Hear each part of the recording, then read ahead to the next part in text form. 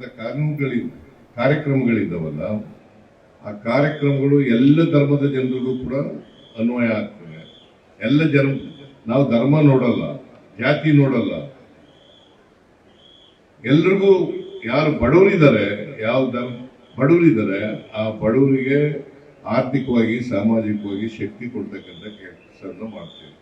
ಈಗ 5 ಗ್ಯಾರಂಟಿಗಳನ್ನ ನಾವು ಕೊಟ್ಟಿದ್ದೀವಿ. ಶಕ್ತಿ ಯೋಜನೆ,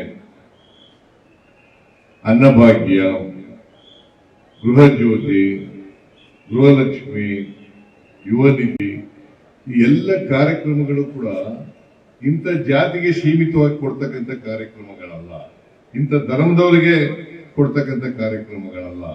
ಎಲ್ಲ ಜಾತಿಯ ಜನರಿಗೂ, ಎಲ್ಲ ಜಾತಿಯ ಅದಕ್ಕೆ ಯಾವುದಕ್ಕೂ ಎದೆಗುಂದಲ್ಲ ಅಂತಕ್ಕಂಥ ಮಾತುಗಳನ್ನ ಹೇಳಲಿಕ್ಕೆ ಬಯಸ್ತೇನೆ.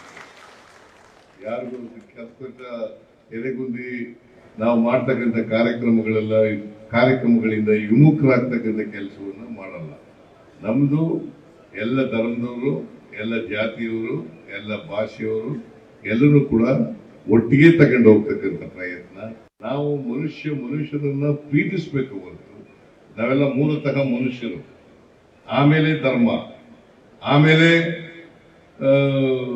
ಭಾಷೆ, ಆಮೇಲೆ ಸಂಸ್ಕೃತಿ, ಇದನ್ನು ಹೇಳ್ತಕ್ಕಂಥವ್ರು. ಅದರಿಂದ ಮೂಲತಃ ನಾವೆಲ್ಲ ಮನುಷ್ಯರು. ಮನುಷ್ಯನನ್ನ ಪ್ರೀತಿಸ್ಬೇಕು, ಮನುಷ್ಯನನ್ನ ಗೌರವಿಸ್ಬೇಕು. ಯಾವ ಕಾರಣಕ್ಕೂ ಕೂಡ ಮನುಷ್ಯನನ್ನ